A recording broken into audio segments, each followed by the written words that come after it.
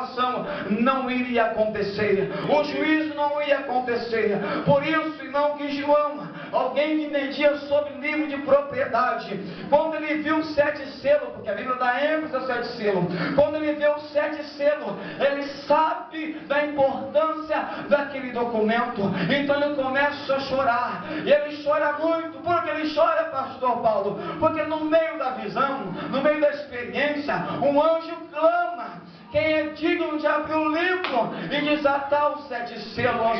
Então ninguém se apresenta, ninguém chega perto de Deus para pegar o livro, e João está chorando, porque ele deveria ter alguém para abrir e cumprir o propósito de Deus, que já está determinado antes da fundação do mundo. Mas pastor Paulo fala logo, para você dar sequência, no Evangelho de João 3,16, é que quando essa palavra vem ao nosso ouvido, quando ouvimos ela, nós vemos Deus enviando algum Salvador. Ele promete aqui um Salvador, um Messias, que ele chama de seu próprio Filho, que ele enviaria para morrer por nós, para que nós pudéssemos, crendo nele, não perecer e ir para o inferno sem salvação, mas que tivéssemos a salvação, e a salvação ser gozada na plenitude, na vida eterna. Então, quando Deus dá esta palavra para o evangelista João, e quando ele diz esse texto, está dizendo, ele está preparando alguém que seria digno para reatar de novo a autoridade do mundo. Porque se nós vermos pela palavra de Deus, nós vemos que no livro de Gênesis capítulo 49, nós observamos algumas expressões particulares, que está falando sobre especificamente também do capítulo 5 e de Apocalipse. Por que, pastor Paulo? Porque quando a visão está acontecendo, ele percebe que há alguém ali, que um anjo, que começa a dizer algumas palavras. E que palavras é esta, pastor Paulo? Preste atenção na palavra que vai ser lida ou dita aqui nesta noite. Quando João chorava, o anjo dizia: não se preocupe, João, eis aqui o leão da tribo de Judá, da raiz de Davi, aquele que morreu, aquele que venceu, para abrir um livro e desatar os seus selos. Observem com atenção e olhem para mim aqui. A expressão leão da tribo de Judá fala do primeiro ministério de Jesus Cristo, fala do seu primeiro ministério. E a expressão leão começa a aparecer no livro de Gênesis capítulo 49, no versículo 9. No capítulo 49 de Gênesis, o texto é bem claro no seu contexto, que Jacó já está velho.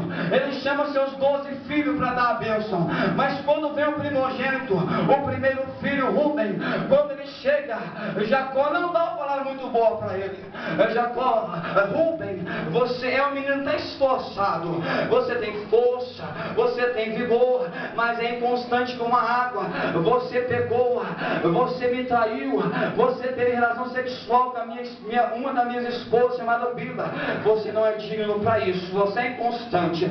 Mas quando chega a Judá, ele olha para Judá e diz: olha, Judá, tem algo especial em você.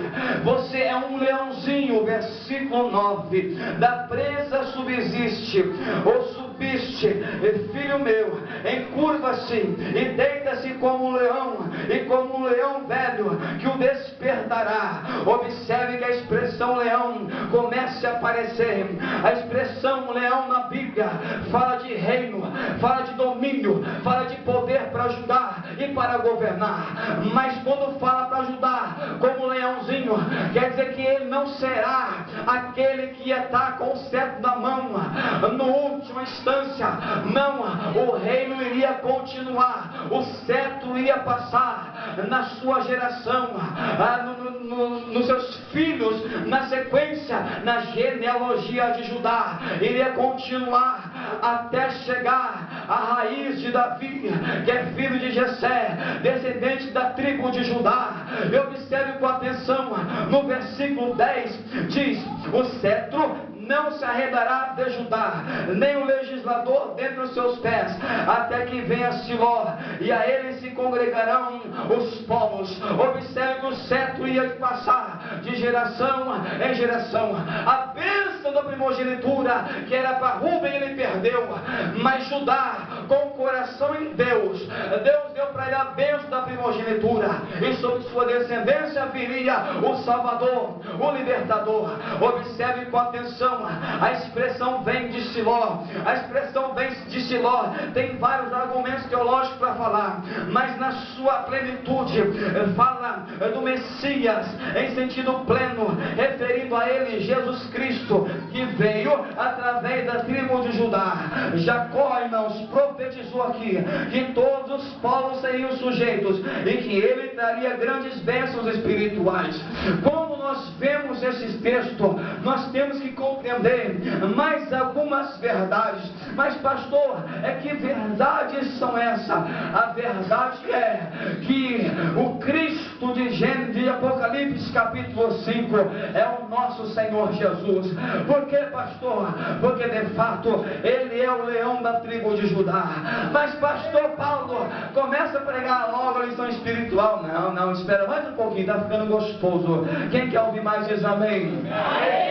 Olha, o leão quer representar alguém ou que iria reinar, ou seja, Jesus como leão, ele iria reinar sobre toda a terra, e isso está mais explícito nesse tempo. No Salmo de número 104, nós observamos 2 versículos tremendos que vai expressar este ministério, ou este domínio do Senhor Jesus Cristo.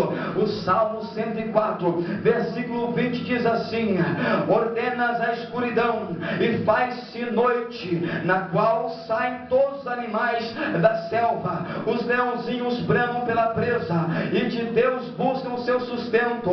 Versículo 22, ou verso 22, nasce o sol, e logo se recolhem, e se deitam nos seus covis. Pastor Paulo, o que quer dizer isso aí? Quando o versículo 20, ou verso 20 do Salmo 104 diz, ordenas a escuridão, diz a Bíblia de um tempo antes do Senhor Jesus, um tempo aonde a escuridão viria, porque a escuridão tomou conta do mundo. Satanás, até o nascimento de Jesus, ele mandava, ele governava, ele fazia o que queria. As trevas cobriam o mundo, diz Isaías, diz que a treva cobria toda a humanidade, e quando a escuridão estava imperando, diz a Bíblia, que os animais da selva saíam para buscar alimento. Essa expressão fala de demônios, fala de Satanás na escuridão e os teus demônios. Mas observe que o versículo 21 diz, os leãozinhos bramam, eles buscam o seu sustento, a sua presa. Mas aonde, pastor? Eles buscavam em Deus. Todas as vezes que Satanás se levantava contra a humanidade, havia alguma porção de pessoas que iria batalhar, ou batalhavam contra o Satanás e seus demônios. Fica muito claro isso no livro de Juízes. Cada juiz se levantava, era uma pequena porção de juiz que não aceitava a ação maligna de Satanás na sua vida, a qual saqueava os seus pertences. Eles se levantavam como um leãozinho para pelejar. Em Deus buscavam força, e Deus dava, e eles venciam de 40 em 40 anos. Essa expressão também quer dizer, irmãos, que quando ali Deus para de falar através do ministério profético de Zacarias, ou melhor, Malaquias, diz a Bíblia que Deus levanta um povo, pode ser Deus mesmo, levanta um povo, aonde esse povo batalha para que haja paz no meio dos filhos de Israel, que são os macabeus. Eles se levantam, mas não conseguem muita coisa não, porque era só leãozinho. Mas escute aqui, e eu começo a pregar para você, esse tempo chegou ao fim. Aonde, pastor, está escrito no Evangelho de Mateus capítulo 4, diz que quando Jesus foi batizado nas águas do Rio Jordão por João Batista, e selado pelo Espírito Santo, ele começou a caminhar em Nazaré. Mas lá não tem muito milagre não, mas diz a Bíblia, igreja, quem está me ouvindo diz amém. Amém. Diz a Bíblia que ele começa a andar na terra de Zebulon e Naftali, a terra de Cafarnaum. Ele começa a passear na areia da praia, e diz a Bíblia, o evangelista Mateus diz, que quando ele passava, aonde tinha treva, a luz brilhava, aonde ele passava, a escuridão era iluminada pela sua presença. Mas isso está